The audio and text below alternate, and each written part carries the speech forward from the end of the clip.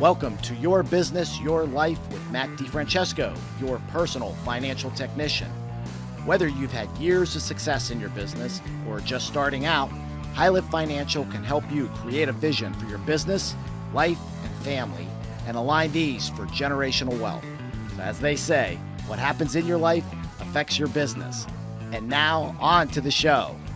Hello and welcome to Your Business, Your Life with me, Matt DeFrancesco. And, one area I think that shop owners need to start looking at is, I've talked about this in a previous episode about starting to plan for your exit early. And the area that we've got to look at is who is going to be that successor. Now, a lot of times, shop owners have no idea, or they assume that key employees aren't capable, and so they want to do a third-party sale. But I think if you really look into your organization, whether it's a child or whether it's one of your key people, they can really be adequate successors. But sometimes they're going to need some things. They're going to need to be developed.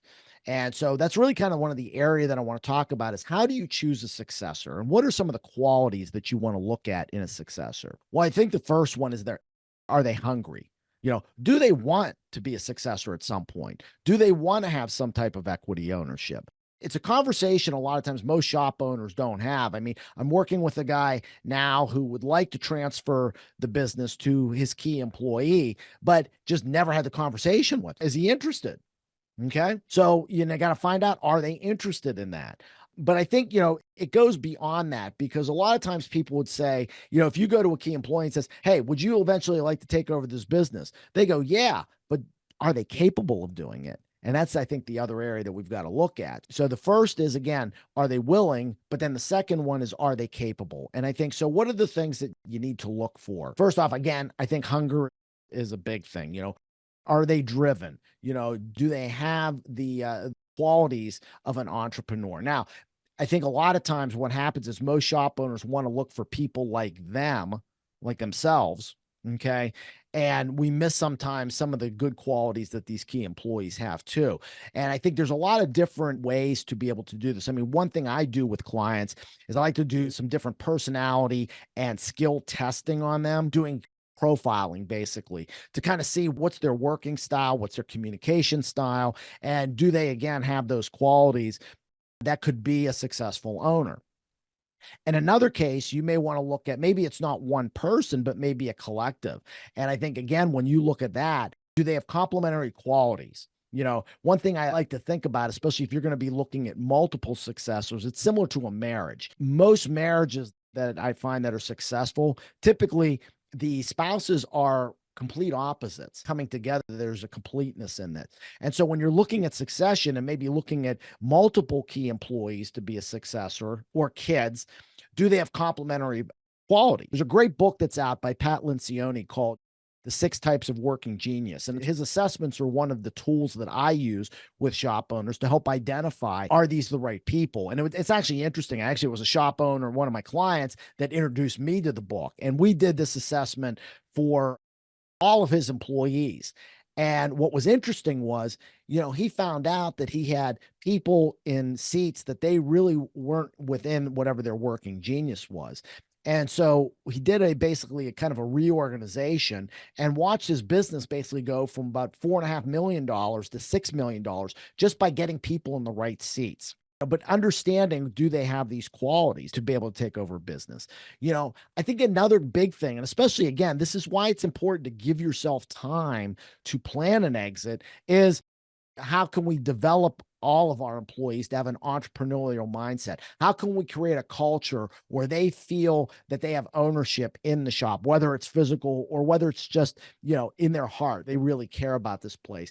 If you look at most of the successful businesses out there, that is one of the key things that they've done is they've made their employees feel like they're owners in the business and they love working there. And you can do the same thing in your shop. Again, I've talked in a previous episode about financial vehicles. That's one way to do it. Not everybody is driven by money.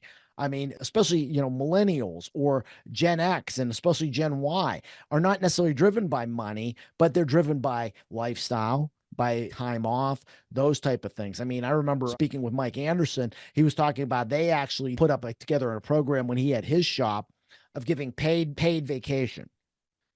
So the idea was not just they got paid vacation, but they would get like $2,000 or $2,500 toward that vacation to help fund that. Whenever you do any of these type of programs, they can help to build loyalty in the shop and help them to feel that they have ownership in it. I think, the more you can kind of cross-train employees too can help to build that entrepreneurial mindset also within them, because again, they start to understand what the guy next to them, does the teardown tech really understand what the paint guy has to go through? Probably not. But again, by cross-training people, they can start to see and they can start to appreciate what that person does. And they can start to see how what they do on their end affects the next guy and the next guy down the road. So I think these are really great techniques to use to help to develop this entrepreneurial mindset.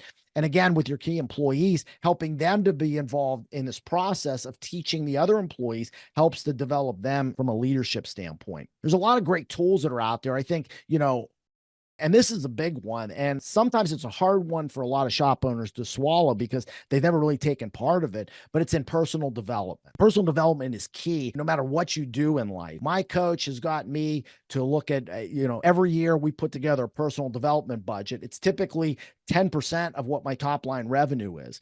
By putting a percentage on it, what's nice is as you grow, that personal development budget becomes bigger. And it's not just about learning about the collision business, but it's about learning about yourself personally, developing leadership skills, developing marketing skills, getting new certifications, learning about human development and human behavior, those type of things. And I think it's what's really great. And successful businesses that I've seen out there will not only do that for themselves, but they will also give their employees a personal development budget. We had a lot of success with one shop owner where he was not a reader. I would give him these books all the time.